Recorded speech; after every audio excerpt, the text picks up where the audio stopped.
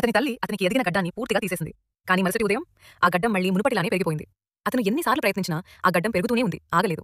చాలా త్వరలో అతనికి ఓ మార్గమూ లేక అలానే ఆ విచిత్రమైన గడ్డంతోనే ఆఫీస్‌కి వెళ్లాల్సి వచ్చింది. అతని బాస్ అతని ఆఫీస్‌లోకి పిలిచినప్పుడు ఆఫీస్‌లో ఉన్న అక్వేరియంలో ఉన్న అన్ని జంతువులు ఒక్కసారిగా అతని వైపే తిరిగి చూశాయి. వీళ్ళు ఆయన ఎవరో తెలిసినట్టుగా. ఆ రాత్రి అతని గడ్డం అంతగా పెరిగి ఒక తాడు లాంటి పొడవు వచ్చింది. స్నానం చేసిన తర్వాత అతని సూట్ ఒక్కసారిగా చిరిగిపోయి నేలపై పడిపోయింది. అతను ఏ కొత్త దుస్తులు వేసుకున్నా ఇంట్లో నుంచి బయటకు అడుగు పెట్టగానే అవి వెంటనే మాయమైపోతున్నాయి. ఒక ముఖ్యమైన కంపెనీ సమావేశంలో కూడా అతని సూట్ స్టేజ్ మీదే అవసరమే లేకుండా మాయమైంది. అప్పుడే అకస్మాత్తుగా చాలా జంతువులు సమావేశ మందిరంలోకి పరిగెత్తుకుంటూ వచ్చాయి, అతని పక్కన నిలబడ్డాయి. అక్కడున్న అందరూ షాక్ అయ్యారు. కానీ ఆ జంతువులు ఒక్క అడుగు కూడా కదలలేదు. అప్పుడు టామ్‌కి చివరికి అర్థమైంది. తనను దేవుడు ఎన్నుకున్నాడు. వచ్చే మహాప్రళయానికి ముందుగా ఒక పెద్ద నౌక నిర్మించాల్సిందిగా.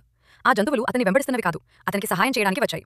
అనేక రోజులు, రాత్రులు కష్టపడి చివరికి ఆర్క్ పూర్తయింది.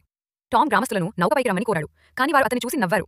కొద్దిసేపటికే దూరంగా ఉన్న నీరు పగిలిపోతూ భీకరమైన శబ్దంతో మహా జలప్రవాహం గ్రామాన్ని ముంచెత్తింది. భయంతో గ్రామస్తులు ప్రాణాలు కాపాడుకోవడానికి నౌక వైపు పరుగులు తీశారు. మహావరద చిన్న గ్రామాన్ని తుడిచేసి అన్నీ నాశనం చేసింది. కానీ టామ్ నిర్మించిన నౌక మాత్రం చిన్న గీత కూడా లేకుండా నీళ్లపై తేలుతూ నిలిచింది. అది ఒక రెండో అవకాశం, కొత్తగా పుట్టినట్టు జీవితాన్ని తిరిగి ప్రారంభించడానికి. అప్పుడు టామ్‌కు గుర్తొచ్చింది. ఇది అన్నీ ప్రారంభమైనది అచ్చం ఆ రోజు నుంచే.